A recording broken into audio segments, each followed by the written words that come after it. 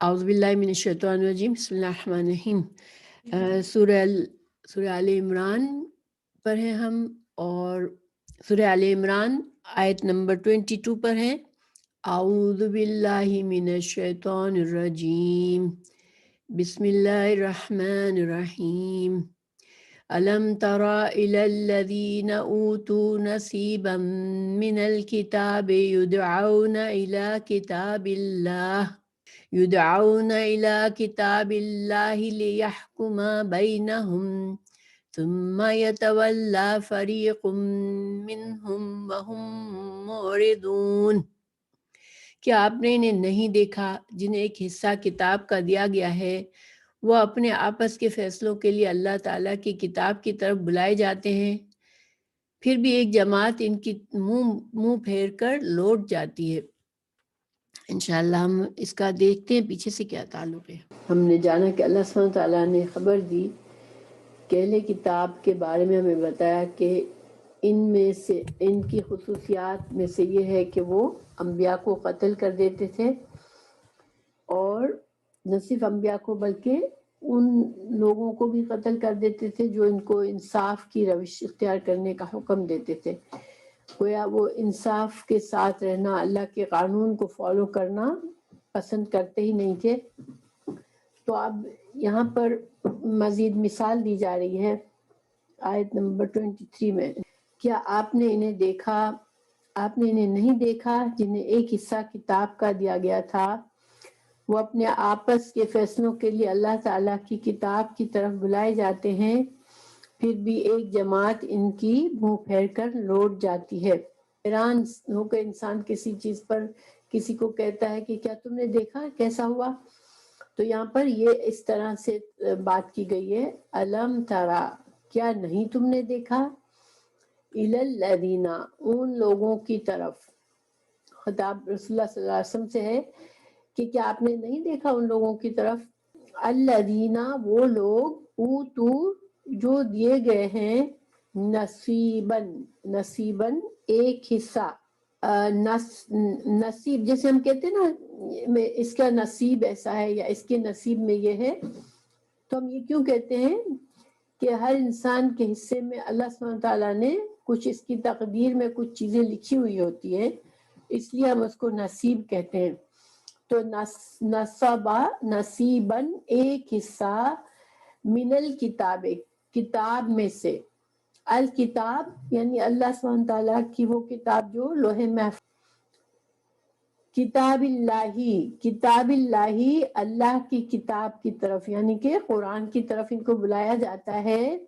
لی کیوں بلایا جاتا ہے؟ تاکہ فیصلہ کرے، بینہم، ان کے درمیان، ثم، پھر، یتولا، منہ موڑ دیتا ہے، فریقن، ایک گروہ، منہم، ان میں سے، وہم، اور وہ، معرضون، اور وہ منہ موڑنے والے ہیں۔ تو مطلب اس آیت کا کیا ہوا کہ جب ان لوگوں کو جن کو اللہ نے ایک حصہ دیا اپنی کتاب کا،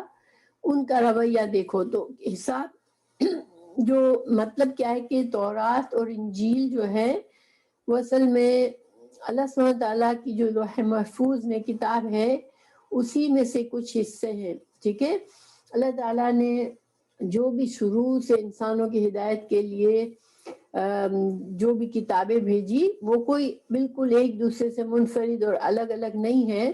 وہ ایک ہی کتاب میں سے ہے، لیکن ان کو پوری کتاب نہیں ملی تھی۔ اللہ تعالیٰ نے دین کو گریجولی اتارا۔ جیسے اس کی کیا وجوہات ہے؟ دیکھیں، انسان، پہلی بات یہ کہ انسان کی عقل کا ارتقاء وقت کے ساتھ ہوا ہے۔ آج کا انسان کی جو کمپلیکسٹی ہے وہ آج سے 5000 سال پہلے کے انسانوں میں نہیں تھی۔ تو اور دوسرا یہ کہ انسان کی عقل جس طرح سے بڑھتی ہے اس طرح سے پھر انسان کو اسی باریکی کے ساتھ بات کو سمجھنے کی ضرورت بھی ہوتی ہے۔ پھر دوسرا یہ مطلب ہے کہ اللہ تعالیٰ نے تورات اور انجیل کو ایک خاص قوم کے لیے، بنی اسرائیل کے لیے بھیجا اور خاص زمانے کے لیے بھیجا، اور ان کے زمانے میں یہ کتابیں ان کے لیے ہدایت کا ذریعہ تھا. تو اب قرآن جو ہے وہ تمام نوع انسان کے لیے ہے اور ہمیشہ کے لیے، یعنی قرآن جو ہے وہ مکمل کتاب ہے، قانون کی مکمل کتاب ہے، اللہ کی ہدایت کی مکمل کتاب ہے. اس میں پوری ہدایت موجود ہے اور پورے قانون موجود ہے. لیکن ان کی کتابیں یہ نہیں تھا کہ ان کے لیے ادھوری تھی، ٹھیک ہے، ان کے زمانے میں وہ بھی ان کے لیے پورا قانون تھا ان کی قوم کے لحاظ سے. اب یہ ہوا کہ وقت کے ساتھ ساتھ انہوں نے تورات اور انجیل میں تو تبدیلیاں بھی کر دی. اگر اس میں تحریف نہ ہوئی ہوتی کچھ بھی، تو تورات، انجیل اور قرآن کو اگر کمپیئر کیا جاتا تو یہ واضح ہو جاتا کہ یہ ساری ایک ہی کتاب کے مختلف جز ہیں. یعنی کہ دیکھیں، مثال کے طور پر ایک ہوتا ہے، ایک بک ہوتی ہے، ایک اس کا ایک چیپٹر ہوتا ہے.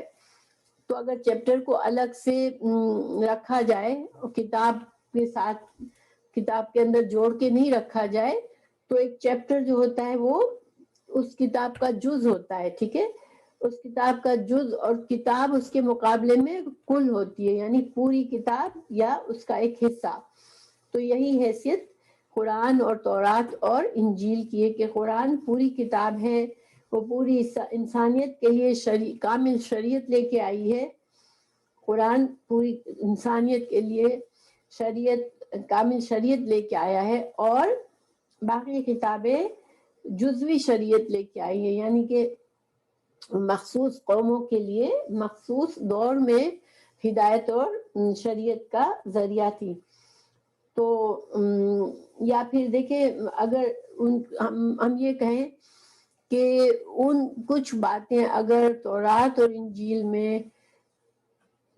پوری وضاحت جن کی ہمیں نہیں ملی، قرآن میں اس کی پوری وضاحت مل گئی. جیسے کہ انسان کی عقل آہستہ آہستہ جس طرح بڑھتی گئی، اس طرح اللہ تعالیٰ نے قرآن کے اندر مکمل علم بھی ڈال دیا. تو اللہ تعالیٰ فرما رہے ہیں کہ اب دیکھیں کہ ایک انسان اگر کتاب کا ایک جز پڑھتا ہے، ایک چیپٹر پڑھتا ہے، اس کے سامنے اگر پوری کتاب رکھ دی جائے تو وہ پہچان لے گا کہ یہ اسی کتاب کا جز ہے. اس کو وہ کمپلین نہیں کرے گا یا وہ فائٹ نہیں کرے گا. اس کو کتاب کا ایک چیپٹر پڑھا ہوا ہوگا تو اس کو پتا ہوگا کہ یہ اس کتاب کا حصہ ہے. اگر کتاب اس کے سامنے آئے گی تو پہچان لے گا. لیکن ان لوگوں کا یہ حال ہوا کہ جب قرآن آیا تو انہوں نے پہچان تو لیا، لیکن اپنے ضد میں اور اپنے عناد میں اس کو جھٹلا دیا کہ ہم اس کو نہیں مانتے. اگر ہم دیکھیں تو آپ صلی اللہ علیہ وسلم جب مدینہ ہجرت کر کے گئے تو وہاں پر 3 طرح کے لوگ تھے. ایک مسلمان تھے، ایک یہودی تھے، اور ایک مشرک تھے جو بت پرست تھے. تو مشرک عرب تھے. مگر ایک میثاق مدینہ ہوا جس کے تحت تمام قوموں نے، کیونکہ اب ایک ان کا سب بھی ایک شہر میں رہ رہے ہیں. ایک مدینہ اس وقت ایک اسٹیٹ تھی اور یہ سب اس اسٹیٹ کے باشندے تھے. تو اس میں پھر ایک لا بنایا گیا، ٹھیک ہے، ایک مدینہ، میثاق مدینہ آپ صلی اللہ علیہ وسلم نے اس میں قائم کیا. اس کی رو سے کچھ انڈیویجول اختیارات دیے گئے یہودیوں کو بھی اور مشرکین کو بھی اور مسلمانوں کو بھی، اور کچھ اجتماعی قانون تھے جس کے اوپر سارے پورے مدینہ کے تمام باشندوں کو ان کو فالو کرنا تھا. تو اسی طرح قانون کے فیصلے بھی تھے کہ آپ صلی اللہ علیہ وسلم جو تھے وہ ہیڈ آف اسٹیٹ تھے. تو جن معاملات کا تعلق، جن ڈسپیوٹ اور اختلافات کا تعلق اسٹیٹ لیول پر ہوتا تھا، ان کا فیصلہ آپ صلی اللہ علیہ وسلم کو کرنا ہوتا تھا. اور انڈیویجول جو ہر کمیونٹی کے اندر جو چھوٹے چھوٹے مسئلے مسائل اٹھتے تھے یا آپس کے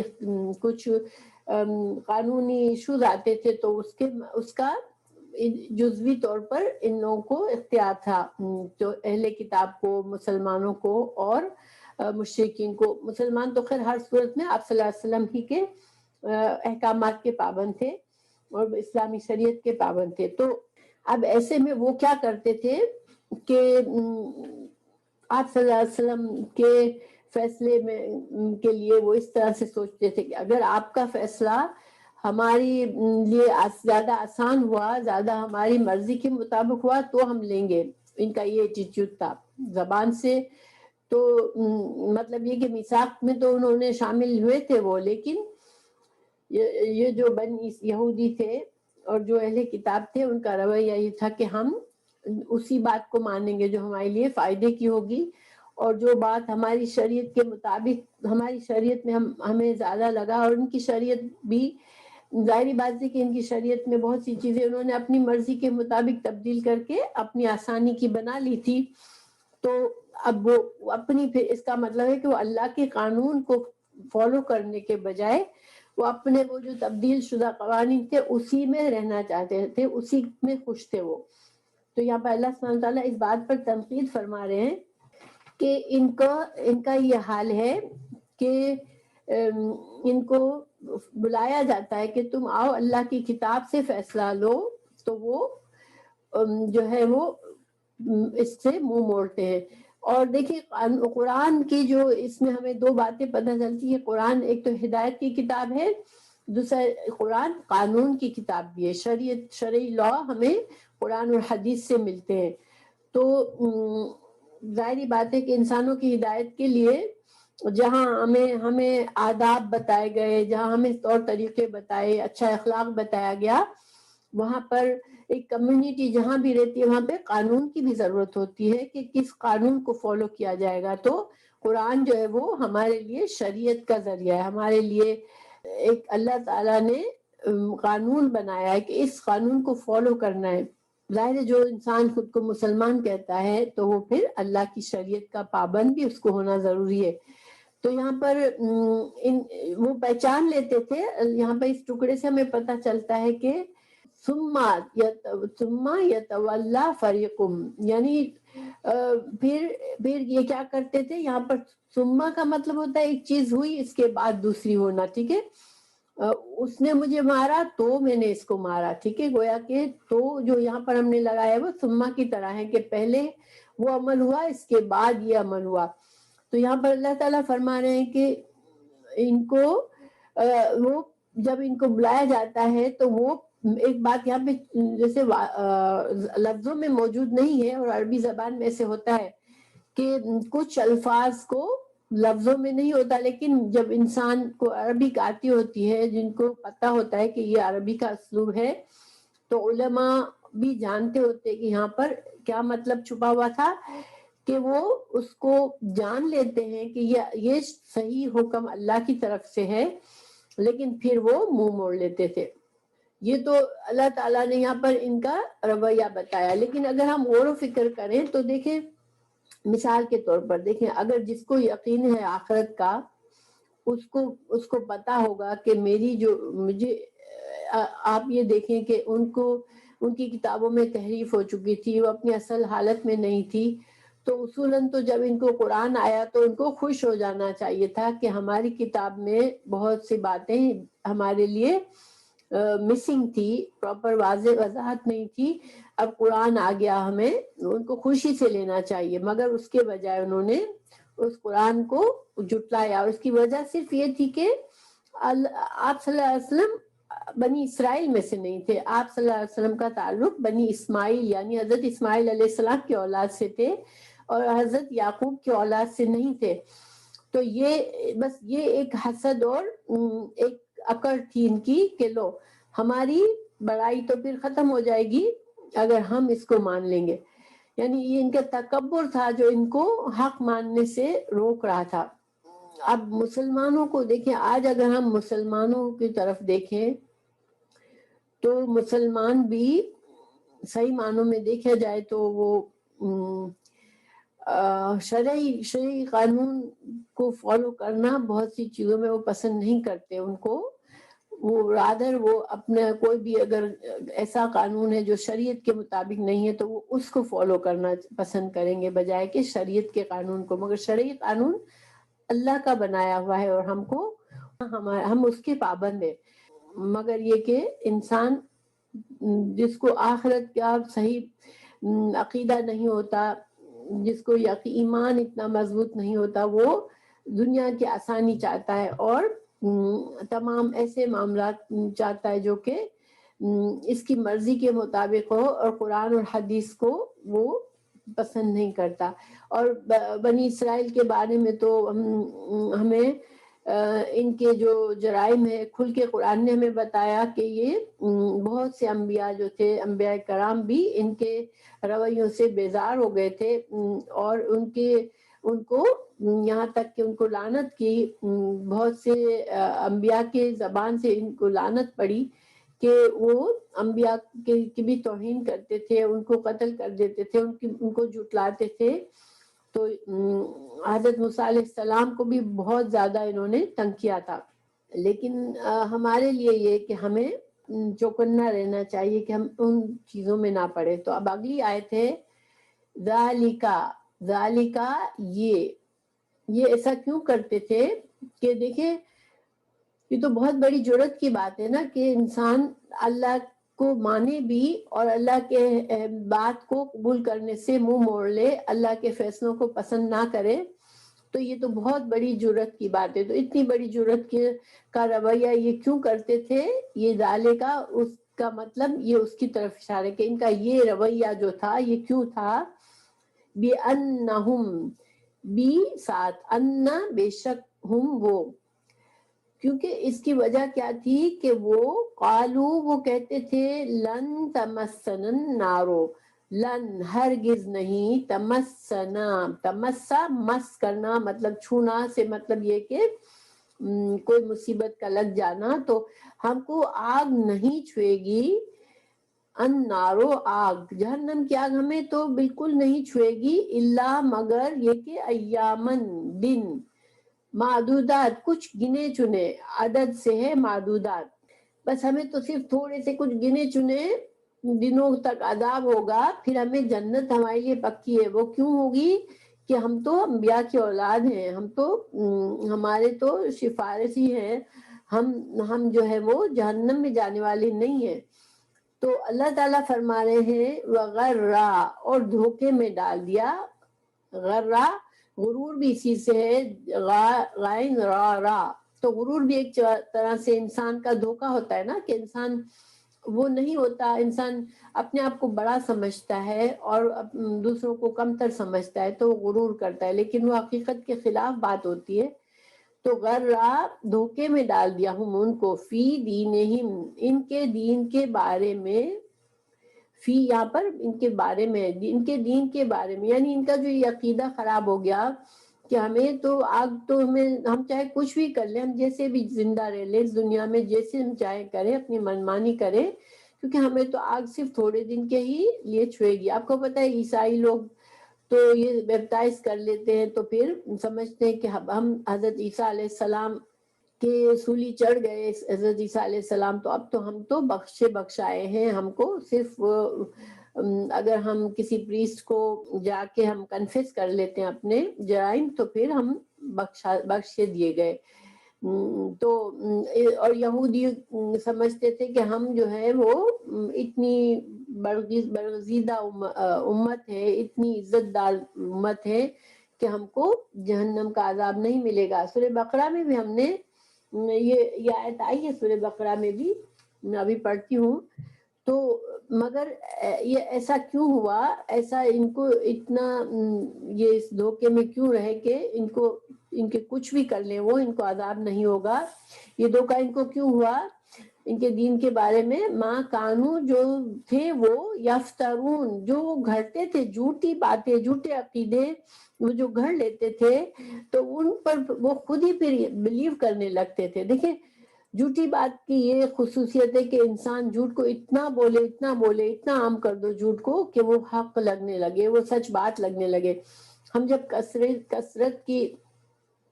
بہت سی چیزوں میں ہمارا رویہ ہوتا ہے کہ بہت سے لوگ، بے شمار لوگ یہ بات کر رہے ہیں تو پھر صحیح ہے، ہم بھی کر لیں تو اس میں کیا برائی ہے، ٹھیک ہے. تو یہ جو ہے کیوں ہوتا ہے کہ جھوٹ بھی اگر پھیلا دیا گیا بہت زیادہ تو بہت سے لوگ اسی کو سچ مان لیتے ہیں. تو یہ ان کا اپنا گھڑا ہوا جھوٹ ہی ان کے لیے مصیبت کا سبب بنا کہ ان کو یقین تھا، ان کا عقیدہ ہی خراب ہو گیا کہ ہمیں تو ہم بخشائی امت ہے، ہمیں تو آگ میں نہیں جانے پڑے گا، ہمیں جہنم سے کیا واسطہ، اور جہنم میں ڈالے بھی گئے تو صرف کچھ دنوں کی بات ہے بس. یہ سورہ بقرہ میں یہ آیت ہے، آیت نمبر 80 81 میں ترجمہ پڑھتی ہوں، اور وہ کہتے ہیں کہ ہمیں تو دوزخ کی آگ نہیں چھوئے گی مگر گنتی کے چند دن۔ ان سے پوچھو کہ کیا تم نے اللہ سے عہد کر لیا ہے؟ تو اللہ اپنے عہد کے خلاف نہیں کرے گا، یا تم اللہ پر ایک تہمت باندھ رہے ہو جس کے بارے میں تمہارے پاس کوئی علم نہیں۔ اصل معاملہ تو یوں ہے کہ جس نے گناہ کی کمائی کی اور اس گناہ نے اس کو اپنے اندر لپیٹ میں لے لیا، تو یہی لوگ دوزخ والے ہیں، اس میں ہمیشہ رہیں گے۔ ہم بات کر رہے تھے پہلی آیت پر ہی ابھی کہ ان کو بنی اسرائیل کے بارے میں اللہ نے بتایا کہ یہ جو تھے وہ اللہ کی کتاب کی طرف کیوں نہیں آتے تھے، کہ ان کو یہ تھا کہ ہم کو جو ہے وہ دوزخ کی آگ نہیں چھوئے گی، ہم انبیاء کی اولاد ہیں، ہم تو چنے ہوئے لوگ ہیں، ہم اعلیٰ نسب لوگ ہیں، تو ہمیں جہنم کی آگ اگر آئی بھی، ہمیں جہنم میں ڈالا بھی گیا تو صرف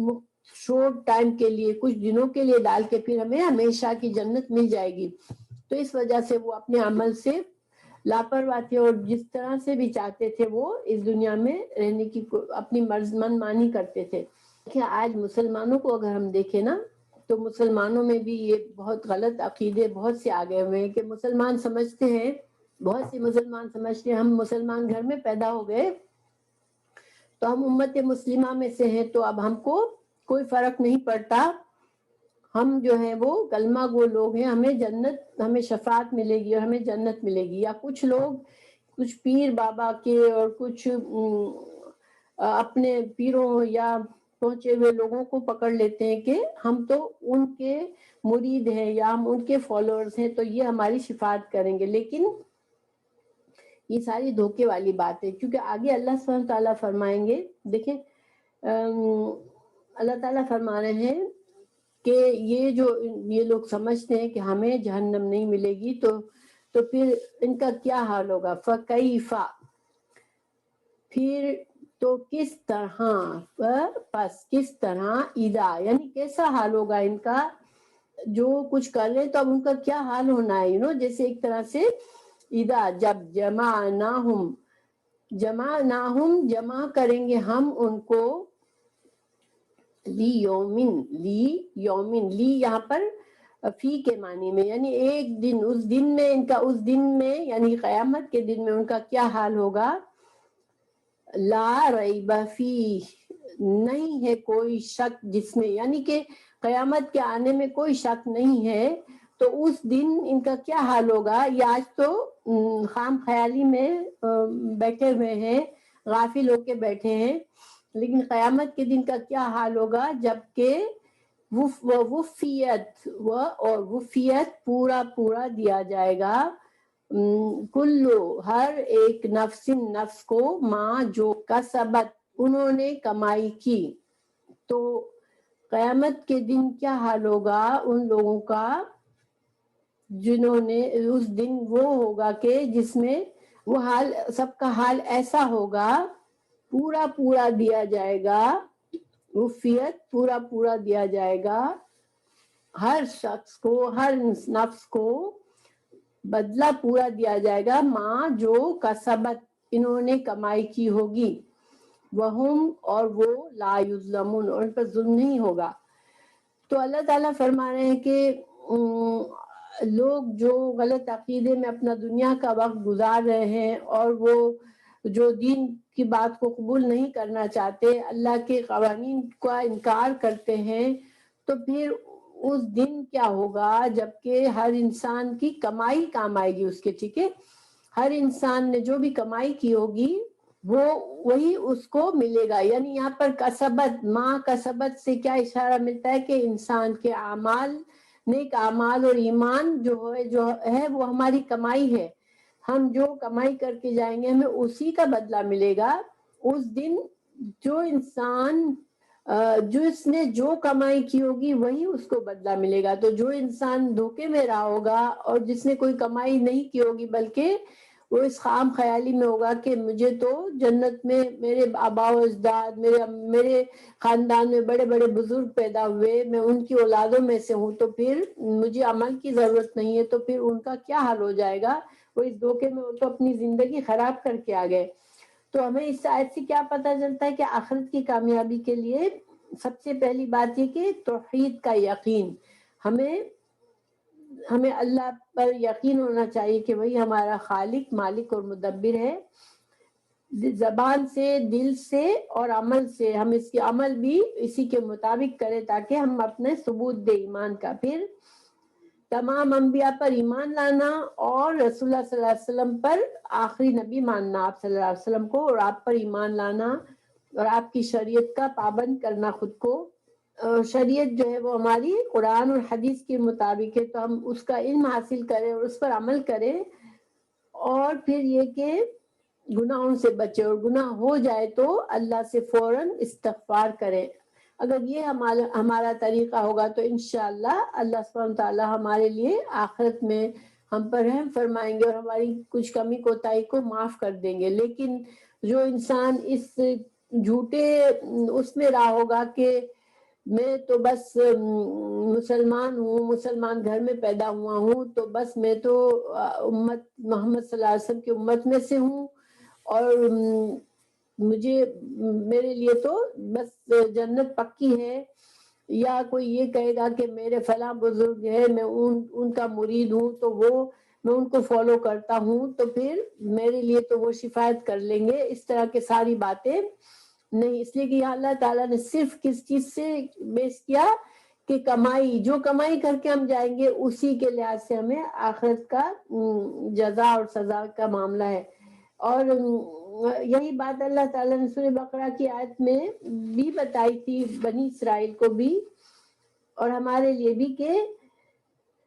جو انسان اپنی، دیکھیں میں ایک بار پھر پڑھ لیتی ہوں یہ جو آیت تھی،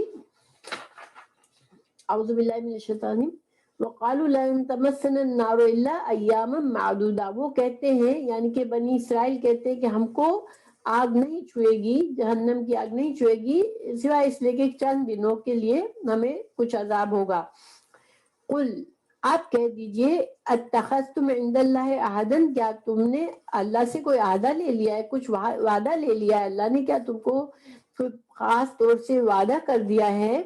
کہ اللہ تمہیں جنتی میں ڈالے گا، اور اب اللہ اپنے وعدے کے لیے پابند ہے، کیا وہ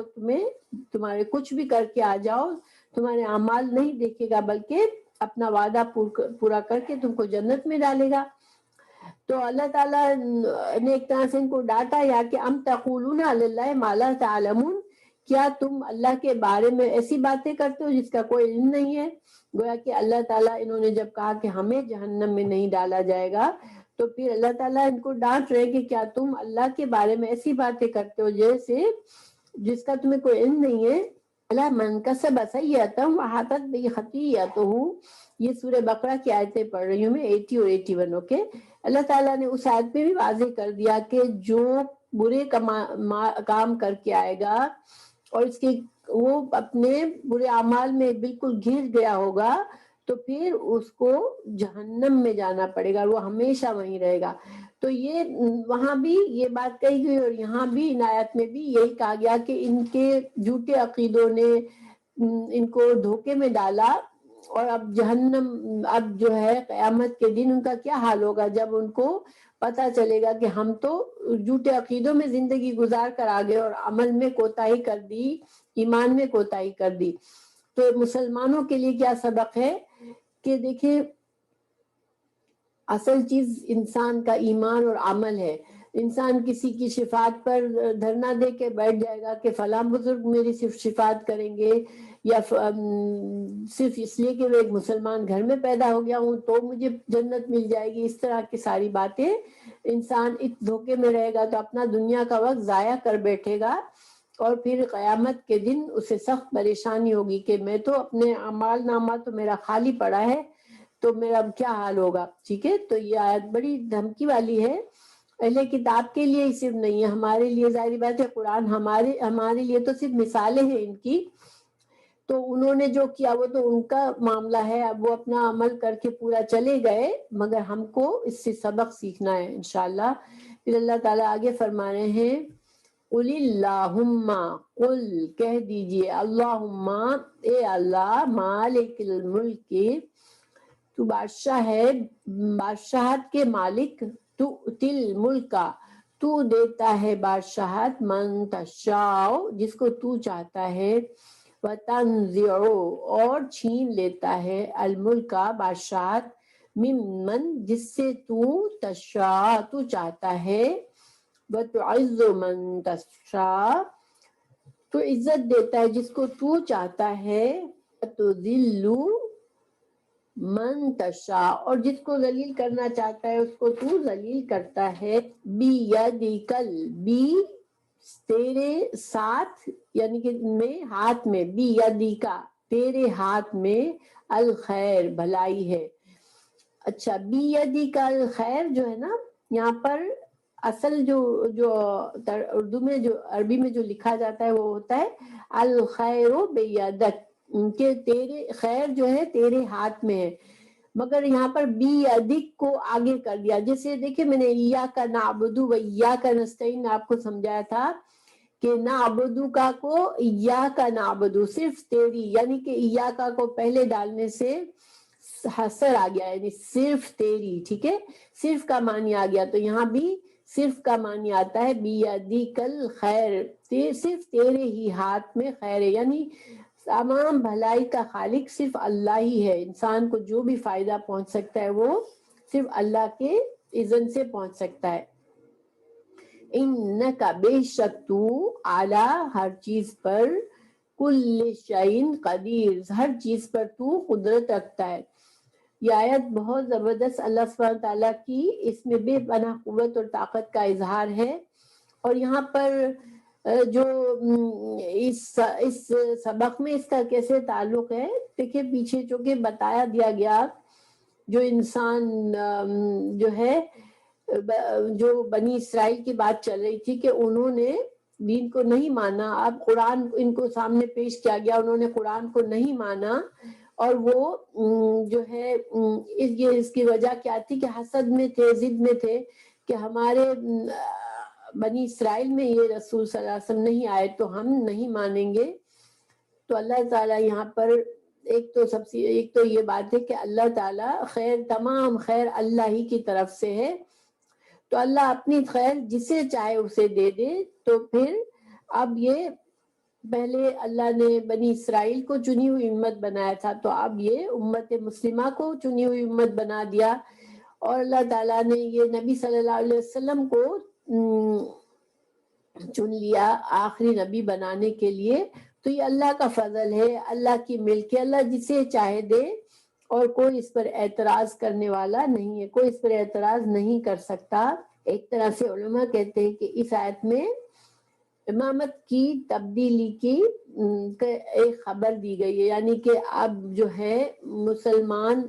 جو ہے وہ چنی ہوئی امت ہوگی، اب بنی اسرائیل جو ہے وہ اس منصب سے ہٹا دیے گئے، ٹھیک ہے، ایک تو یہ بات ہے۔ دوسرے یہ کہ یہاں پر یہ خبر نہیں دی اللہ نے، بلکہ ہمیں یہ دعا مانگنے کے لیے کہا ہے۔ دیکھیے قل کہہ دیجئے، اللہم، ہم ساری دعا اللہم سے شروع کرتے ہیں نا، اللہم مینس اے اللہ، پھر ہم آگے ہم کوئی دعا مانگتے ہیں، تو یہاں پر یہ دعا کی طرح سے سکھائی ہے اللہ نے ہمیں۔ تو یہ پاورفل اللہ سبحانہ تعالیٰ کی قدرت اور طاقت کا اظہار ہمیں دعا کے صورت میں سکھایا، اور یہ اس میں جو میسج چھپا ہوا ہے کہ اب امت مسلمہ جو ہے وہ اللہ کے فضل جو تھا، نبوت، دیکھیں نبوت ملنا، اللہ کی شریعت ملنا، یہ اللہ کا فضل ہے، ٹھیک ہے، یہ بہت بڑا فضل ہے، اس کو انسان معمولی نہ سمجھے۔ ہدایت ملنا کیونکہ یہی دنیا اور آخرت کی کامیابی کا ذریعہ ہے، تو اللہ تعالیٰ نے یہاں پر ہمیں ایک طرح سے اشارہ دیا کہ یہ اب جو چنی ہوئی امت جس کی ذمہ داری کیا ہے کہ اللہ کی شریعت کو سیکھے، سمجھے، اس پہ خود بھی عمل کرے اور لوگوں کو بھی پہنچائے، اور اللہ کی دنیا پہ اللہ کا قانون، شریعت کا قانون نافذ کرے، ٹھیک ہے۔ تو اب یہ جو چنی ہوئی امت کا اعجاز ہے، جو بڑا منصب ہے، وہ بڑی ذمہ داری ہے مگر عزت والی کام ہے، بہت سب سے بڑا عزت دار معاملہ ہے، اللہ تعالیٰ کا سب سے بڑا فضل ہے ہمیں مل رہا ہے ہمیں یہاں پر. تو ہمیں فخر سے نہیں لینا بلکہ اللہ سے دعا مانگنی ہے کہ عاجزی سے لینا ہے. ٹھیک ہے، جب انسان دیکھیں دعا ہم مانگتے ہیں تو ہم کیا ہوتے ہیں، ہم اپنے اللہ سے عاجزی کا اظہار کر رہے ہوتے ہیں نا کہ اللہ میرے پاس تو کچھ بھی نہیں ہے، تو مجھے دے. تو یہاں پر گویا کہ ہمیں اللہ نے سکھایا کہ یہ جو اعجاز ہے، جو فضل ہے، اس کو امت مسلمہ کیا کرے، بڑی عاجزی کے ساتھ لے، فخر کے ساتھ. جس طرح سے پچھلی امت نے غرور اور تکبر میں مبتلا ہو گئے، انہوں نے ان کو اللہ نے انبیاء دیے، ان کو شریعت دی، ان کو چنا ہوا بنایا، لوگوں کی ہدایت کا ذریعہ بنایا، تو وہ تکبر میں پڑ گئے. تو ہمیں اللہ تعالیٰ نے یہاں پر سبق دیا کہ تمہیں عاجزی کرنی ہے، تمہیں دعا مانگنی ہے کہ اللہ اتنی بڑی ذمہ داری ہمیں ملی ہے، ہمیں اتنا بڑا فضل ملا ہے تیرا، تو ہمیں اس کا حامی بننے کی ہمارے اندر صلاحیتیں بھی پیدا کر دیا. ہمیں کو اچھی طرح سے اٹھا کر اس ذمہ داری کو اچھی طرح سے پورا کرنے والا بھی بنا دے. ٹھیک ہے، یہ ایک طرح سے یہ اشارہ ہے یہاں پر. تو اللہ سبحانہ تعالیٰ ہمیں توفیق دے کہ ہم اللہ کی شکر گزار ہو. قرآن کا ملنا، علم کا ملنا، یہ بہت بڑی نعمت ہے، ہمیں اس پر خوش ہونا چاہیے، اور اس کی ہر نعمت کی قدر جب کرتے تو وہ نعمت بڑھتی ہے، ہمیں اس سے غافل نہیں ہونا. ٹھیک ہے، ہم کیا کرتے ہیں، ہمیں تھوڑا سا مسئلہ آیا، دنیا میں تھوڑی سی مصروفیت آئی، کوئی ضرورت آ گئی، تو ہم فوراً سے قرآن کو چھوڑ تو دیتے ہیں، پھر واپس جانے میں بھی ہمیں مشکل ہوتی ہے، واپس بھی نہیں جاتے فوراً. لیکن دیکھیے کوئی بھی مسئلہ ہے، کوئی بھی مشکل ہے زندگی کا، زندگی میں تو یہ امتحان کی زندگی ہے، اس میں ہر چیز ہماری مرضی کی نہیں ہے، کیونکہ ہمیں اللہ نے بتا دیا ہے تم امتحان کے لیے پیدا ہوئے ہو اس دنیا میں. ہماری زندگی اصل آخرت کی زندگی ہے، تو ہم اس دنیا کا وقت جو ہے وہ ڈپریشن ہو کر کے میری زندگی میں یہ خراب ہے تو اب مجھے دین نہیں سیکھنا یا مجھے قرآن نہیں پڑھنا، نہیں، بلکہ جہاں پریشانی آئی، جہاں مشکل آئی، جہاں ہمیں لگا کہ ہمارے راستے میں رکاوٹ آ رہی ہے، ہمیں فوراً دوڑ کے اللہ کی کتاب کو پکڑ لینا ہے، اللہ کا سے دعا کرنی ہے کہ اللہ ہمیں استقامت دے انشاءاللہ. پھر اگلی آیت میں بھی اللہ نے اسی طرح سے اللہ کی قدرت بتائی جا رہی ہے. تولیجو ولجا کا مطلب ہوتا ہے چھوٹی باریک جگہ سے کسی کو داخل ہونا، جیسے کہتے ہیں نا کہ کسی سوراخ سے، کسی چھوٹی جگہ سے بڑی چیز کا نکالنا. ٹھیک ہے، تو اللہ تعالیٰ فرمایا ہے کہ تو داخل کرتا ہے، یعنی ہمیں یہ بھی دعا کا حصہ ہے، ہم دعا کریں اللہ تو داخل کرتا ہے اللیل رات کو، فی النہار دن میں، وتولجو اور تو داخل کرتا ہے النہارا دن کو، فی اللیل رات میں، وتخرج الحی اور تو نکالتا ہے زندہ کو، من المیت مردہ سے، وتخرج المیت اور تو نکالتا ہے مردہ کو، من الحی زندہ میں سے، وترزقو اور تو رزق دیتا ہے من تشاء جس کو تو چاہے، بغیر حساب کے. تو یہاں پر پہلے ٹکڑے کا کیا مطلب ہے کہ تو رات میں دن کو داخل کرتا ہے، دن میں رات کو. دیکھیں اس سے موسم کی تبدیلیوں کا اشارہ ہے کہ دیکھیں گرمیوں میں رات جو ہوتی ہے وہ چھوٹی ہوتی ہے، دن لمبا ہوتا ہے، پھر اچانک سے آہستہ آہستہ ہم دیکھتے ہیں کہ رات لمبی ہوتی جا رہی ہے اور دن چھوٹا ہوتا جا رہا ہے. تو وہ رات کہاں جا رہی ہے، دن میں داخل ہو رہی ہے. رات کا جو حصہ، جو دن کا جو حصہ سمر میں لمبا دن گزار رہے تھے، وہ دن کا حصہ آہستہ آہستہ رات میں جا رہا ہے، اور پھر ونٹر آتا ہے تو رات لمبی ہو جاتی ہے اور دن چھوٹا ہو جاتا ہے. یعنی کہ 24 گھنٹوں میں اور سال میں مختلف اوقات میں دن اور رات کا جو گھٹنا بڑھنا ہے وہ یہاں پر اشارہ ہے کہ یہ اللہ ہی کے قدرت سے ہو رہا ہے. اور دوسرا یہ کہ تخرج الحی من المیت، اور جو دیکھیں مثال کے طور پر انسان ایک نطفے سے بنتا ہے، تو نطفہ جو ہے وہ تو بے جان چیز ہے نا، اس کے کوئی نہ اس کی مرضی ہے نہ وہ ایک جگہ اگر پڑا بھی رہ جائے تو وہ ختم ہو جائے گا، اس کے اندر حیات نہیں رہے گی. لیکن اس نطفے سے اللہ ماں کے رحم میں انسان بنا دیتا ہے پورا، تو ایک مردہ چیز سے زندہ بن گیا. اسی طرح انڈے سے مرغی بنتی ہے اور مرغی سے انڈا نکلتا ہے، اسی طرح ایک انسان کے نطفے سے پھر سے نیا انسان بنتا ہے. تو یہ تو حصی طور پر ہم مثال دیکھتے ہیں. مانوی طور پر ایک کافر ہوتا ہے جو ہدایت سے دور ہوتا ہے، وہ ایک طرح سے شرعی طور پر اس کی حیثیت مردار کی حیثیت ہوتی ہے. تو اس مردار کو جب ہدایت آنے لگتی ہے قرآن اور حدیث کی، اور وہ اللہ کے دین کو سمجھتا ہے، اللہ کی پہچان اس کو ہوتی ہے، تو اس کا دل جاگ اٹھتا ہے، وہ اس کو زندہ ہو جاتا ہے. تو کافر مردہ ہوتا ہے، ضمیر مردہ ہوتا ہے اس کا، وہ مانوی طور پر اس کی کوئی حیثیت نہیں ہے، ایک جو اللہ کو نہیں مانتا. لیکن ایک ہدایت والا انسان کی حیثیت زندے کی طرح ہے کہ وہ زندہ انسان ہے. تو یہ اللہ کی قدرت ہی ہے، اللہ تعالیٰ جسے چاہے ہدایت دے. تو اللہ تعالیٰ حکمت سے دیتا ہے، اپنی حکمت سے دیکھتا ہے کہ کس بندے کے اندر کتنی طرف ہے کہ وہ خیر کو کتنا اس سے چاہتا ہے، اس کو اللہ خیر دے دیتا ہے. وَتَرْزُقُ مَن تَشَاءُ، اور اللہ تعالیٰ رزق کا مالک اللہ ہے، اور اللہ تعالیٰ ہی جسے چاہے بے حساب رزق دے دے. اللہ کو کوئی پوچھنے والا نہیں ہے کہ اللہ اس کو اتنا دے دیا اور اس کو اتنا نہیں دیا. تو یہ آیات میں ہمیں بہت سی چیزیں الحمدللہ ملتی ہے. اور یہ آیت کا ایک فائدہ یہ ہے کہ اس کے بارے میں حدیث ہے کہ رسول اللہ صلی اللہ علیہ وسلم نے حضرت معاذ بن جبل کو نے حضرت رسول اللہ صلی اللہ علیہ وسلم سے شکایت کی کہ مجھے بہت قرضہ ہے مجھ پر. تو آپ صلی اللہ علیہ وسلم نے ان کو سکھایا کہ آپ یہ آیات پڑھیں سورہ آل عمران کی، اور پھر آپ دعا مانگے. تو دعا بھی سکھائی. میں ایک بار پڑھتی ہوں یہ دعا: رحمان الدنیا و رحیمہا،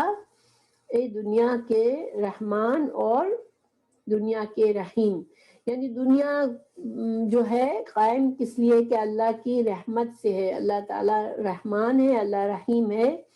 تُعْطِي مَن تَشَاءُ مِنْہا، اللہ تو اپنی رحمت میں سے جسے چاہتا ہے اسے عطا کرتا ہے. وَتَمْنَعُ، اور تو روکتا ہے. مَن تَشَاءُ، جس سے تو چاہتا ہے اس سے تو اپنی رحمت کو روک لیتا ہے. ارحمنی، اللہ مجھ پر رحم فرما.